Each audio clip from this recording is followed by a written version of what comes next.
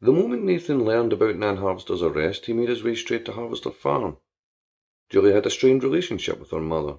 She had always been closer to her father, but she would always need someone with her. She would need someone to help her through. Harvester Farm was quiet and none of the farm hands were out on the fields, not even Glenn or Curtis. He was glad of that. The milking sheds the frat boys had made home were quiet too. He had seen Buddy in the news with his father back on Owen Estate. Hopefully he was out of Julia's life for good. If Glenn and Curtis were out on deliveries, it was likely Julia had stayed behind to overlook things. There was always one of them left in charge. He drove straight to the farmhouse. He hadn't been back since that business with Susie. He was keen to check the fallout from it. Buddy may have been grinning for the papers, but hopefully Glenn had put the fear of God into him. He would never dare step on the farm again, and Susie could have died. He rang the bell. It was a deep chime that echoed around the house. Through the frosted glass he could see someone approach. It wasn't Julia, though. It was a man. The door opened, and a white gown greeted. The man was wearing Capucines attire. The man was George. "Hello, Nathan," he said. "Come to visit Jules? She's not in at the moment. Come in, she'll be home soon." George stepped aside. Speechless, Nathan entered the hallway. George closed the door behind him. That was when he heard laughter in the dining room. "Buddy," George called. "Nathan's home." "Well, I'll be a son of a bitch. How you doing, you little pussy?" Nathan tried to run. He struggled with the door, but George had wrapped his arm around his neck. Nathan threw his arm back and caught George's face. He tried to struggle, but the bros overpowered him. Bound to the fence, Nathan screamed. George's nose wrinkled as the screech irritated his ears. Buddy shook his own head. "Oh, dude, I haven't even started yet, bro." Nathan pleaded. "Julia would not approve of this. She would have none of this. Let me go, I won't come back." Chad handed Buddy a canister of gasoline used for the farm equipment. He splashed it on Nathan. "You coked up my little mascot, didn't you?" Buddy asked. "Yes," Nathan admitted. It was me. Buddy growled. "Oh, you little bitch. You're a fucking sicko, you know that?" He splashed the gasoline on him. "You almost got my ass kicked, and you had powder here all along? Oh, you're such a little bitch." Buddy started to become quite upset. "You're a real piece of work, dude. I mean, I've seen some real sick shit in my time, but... Oh, you're fucking something else. You see this guy?" Here he indicated George. "This guy wants to eat your face off, but he's still ain't as sick as you fucking pussy." "I'm sorry," Nathan begged. "Please don't do this." "Ah," Gary the goat cried from his pen. "None of this is your goddamn business, Gary. Now sit the fuck down." Buddy warned the goat. "Wham! I've been learning all about these animals, and that goat right there agrees with me. You're a big old pussy." "Meow, wham. Yeah, I told him, Gary. Now settle the fuck down." But he calmed himself. "Nathan," he said, "you mess with the wrong bro. I got a ton of shit in my tank right now. For this pissing me off, you're gonna sizzle right here on this fence." Nathan cried. A wet stain spread across his crotch. "Oh, god damn it," Buddy exclaimed. "He's gone and pissed himself." "Is piss flammable? Because I really wanted his balls to burn, bro." "No, it's not," George explained, like quite the expert. "I pissed on my aunt's cat once, and she wouldn't go on fire." Cooper folded his arms and raised his eyebrows. Chad seemed to be picturing it. Buddy's lips pursed at the image of a cat running away as felines do, soaked in urine. Buddy must have found this amusing because he started to laugh.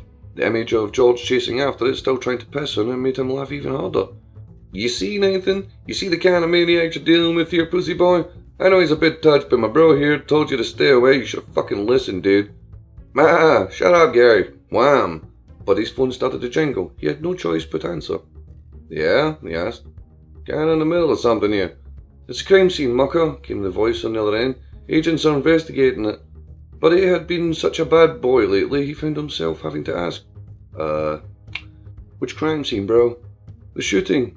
The little girl and her deadbeat dad. It ain't CBD who are looking, it's the agents. This is a whole new breed of shit to deal with, but we're doing what we can to keep it clean." Buddy groaned. "Oh, dig down my throat." He rang off. Impatient and eager to hear Nathan's screams, George threw the lighter that had belonged to his father and flicked it onto Nathan. "Oh, George, I didn't say go yet," Buddy complained. "I had a whole speech prepared and everything." George lowered his head. "Sorry, Buddy." Whoosh! The flames erupted, causing the bros to leap back. Buddy had been so enthused he hadn't been paying much attention to how much petrol he was throwing. "Ma! Wham!" Gary the goat was distressed. Nathan's screams as he burned shattered the generally calm ambience of Harvester Farm. There was another cry, but it wasn't from the goat. It was the roar of the bull. Gordon wasn't liking the fuss the bros were causing on the fields. The flames tore along the fence of Gary's enclosure. "Ah, shit," Buddy exclaimed. "Get the water before the whole place goes up. It smells like goddamn barbecue." "Are we going to eat him?" asked George. Buddy frowned. He turned slowly to Brother Breckenridge. "Dude, you got some real problems, bro."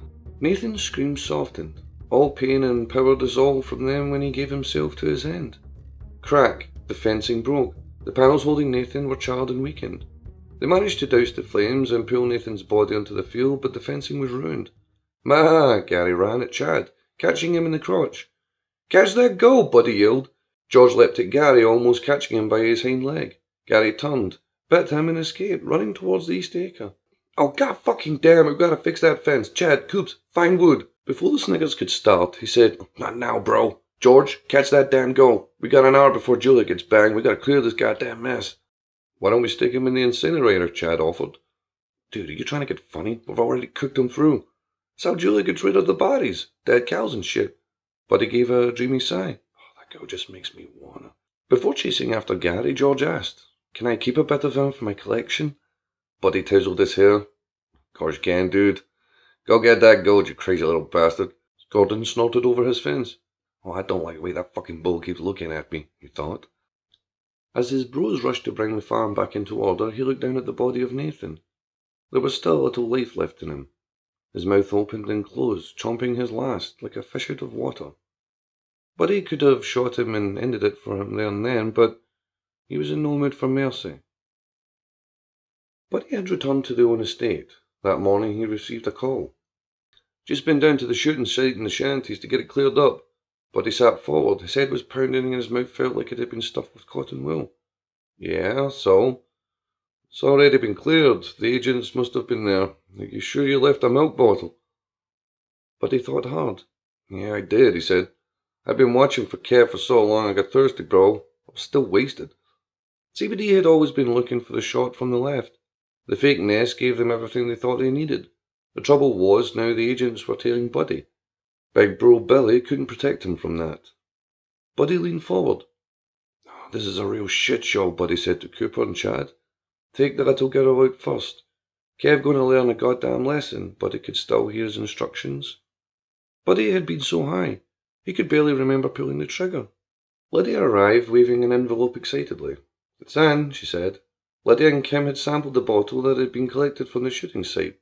Blonde hair from the Buddy owned had been extracted from him. "Well, this is it," Kim said. "It's sketchy at best, Pet, but at least we'll let us bring him in for a closer look." Lydia passed the letter to Kim. She watched her expression as she read. "This isn't it," she growled. "It says it's not a match." I was so sure of it. My instincts were crying out. "Maybe the hair wasn't Buddy's," Lydia suggested. "The hair sample they got had come from my coat, attached from the time I confronted him in Maine.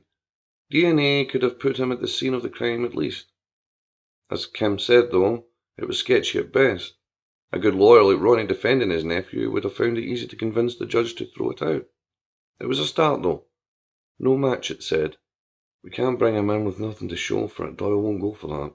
Lydia suggested, "I'm going to speak to him." "And tread carefully," Kim warned. Ward had it that he was on Harvester Farm. If she was going to be able to corner him, it would have to be done whilst he was there. The alarms were screaming. Tawny grimaced with the noise as Cooper rushed around trying to switch them off. There were only seconds before CPT were alerted. "Hurry up, Coops," Buddy was calling. "The last thing we need is Billy down here. 41529411112." Cooper desperately punched the buttons, and he managed to deactivate. "I want to speak to your pa," said Tawny, as though she was telling off a neighbourhood child for running in the yard. She glared as though they were in a lot of trouble. Buddy was in a lot of trouble. A manhunt was now on for the Baroness, funded by Elizabeth Breckenridge. "Listen, you don't know who I am, lady," said Buddy petulantly. Tawny pursed her lips. "Owen," she said, obviously. Buddy groaned. Owens did tend to have a strong familial resemblance, but that wasn't what had caught Tawny's attention. "It's on your back, honey. Your jackets." She pointed to Coops. "Cooper, I'm assuming Marshall Cooper's son." She pointed to Chad. "Perry, your family own the zoo. It's a nice zoo." "Shut up, bitch," Buddy warned. He was still trying to figure out what the hell he was going to do. "Let me talk to your dad." "No way in hell, just shut your mouth. I'm a dangerous guy. Seriously, I'll fuck your shit up," he said. Chad was nodding in fervent agreement. He pointed to Buddy. "You don't want to be messing with my bro, bruh," he warned. "Thanks, Chad," said Buddy. "Got your back, dude." Tawny shook her head. It seemed the plan of the frat boys had been so quick to action they hadn't fully thought out their process. They had just gone along with it. This is no surprise when they're dealing with three individuals who had spent a lifetime avoiding consequences. Will someone hide her fat ass away? I need time to think. God damn, I need some powder, Buddy decided. Coops looked a little fidgety. He was anxious. He very much needed some powder too. Drugs aren't the answer, said Tawny. Buddy frowned. Will you shut the fuck up? He glared at Tawny and then started to laugh. To Cooper he said, we should totally put an apple in her mouth, bro. Tawny pouted. Cooper's phone began to ring. It's my dad, he said. Chad, will you put her fat ass away somewhere? I can't think straight. Coops, try and find out where Marsh keeps the rest of his stash. Chad grabbed Tawny's arm and led her to the secure storage cupboard. You're in a lot of trouble, Tawny called. The door was closed. Tawny took a deep breath. She dropped to a seat on the floor. Lydia stopped in Bournemouth to have coffee with her sister Cynthia en route to Harvester Farm. Agent Lydia Lowe had wanted to wait until close to sundown when the farm hands had left and she would stand a better chance of finding Buddy. Cynthia had been telling her all about their father's new hobbies of watercolours. She showed her sister his first attempts as photos on her phone. Some time with Cynthia had been a breath of fresh air. It gave her a moment to compose herself before venturing on her task to corner Buddy. Refreshed, she felt ready as she passed the sign to Harvester Farm. She slowed her bike as much as she could so as to not disturb the animals too much. There was one farmhand lingering on the field. He had parked the Harvester Farm by the paddock of the stud herd. Curtis had been too busy in his own mind mumbling to himself. He hadn't heard Lydia approach. Whoa! He gasped when he turned and saw her. There was still a little distance between them. Stop right there, he ordered. Lydia stopped. The last thing she needed was to upset the farmhands. I'm Agent Lowe, Lydia explained. I just want to ask a few questions. Curtis raised his eyebrows in an instant mistrust. We don't like cops here, he warned. He banged his fist against the side of the van. Lydia watched him as he crossed to the rear, which was parked towards her. Lydia watched the sudden nervousness in him. What's your name? She asked. Curtis started to become irate. He banged his fist on the rear of the van.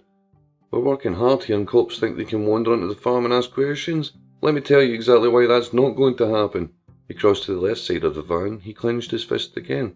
Bang, bang, bang! He snatched a cord and pulled the van crate open. Go get her, boy, he yelled as he skipped further around the side of the van. From the van emerged a huge black bull named Gordon.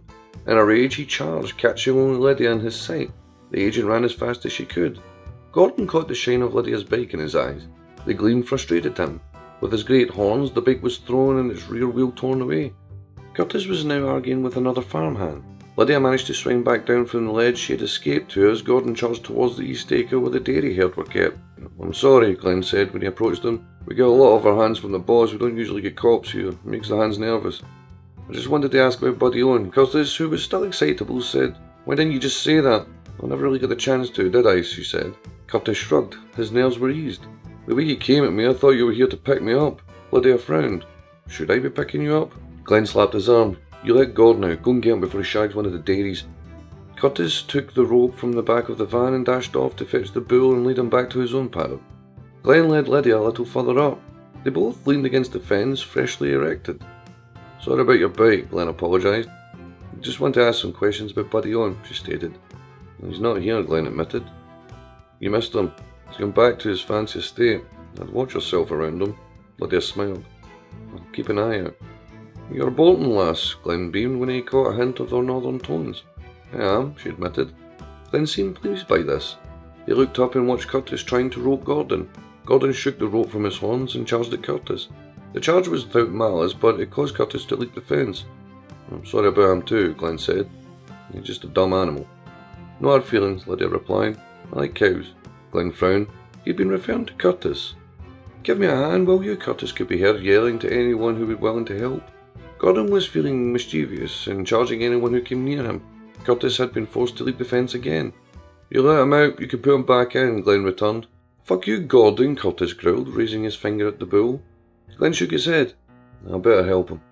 I'll give you a run back and I'll tell you what I know about Buddy. Not a fan of him then? Lydia asked. This farm has seen more than its fair share of unwanted lodgers, he said. With Glenn on scene, Curtis leapt the fence and two of them circled a disgruntled Gordon. She felt a nibble on her thigh that caused her to step aside. The pygmy goat named Gary pressed his head to her gently through the fence. She patted his head. Maybe before she left, she could get a photo of him to send to Cynthia.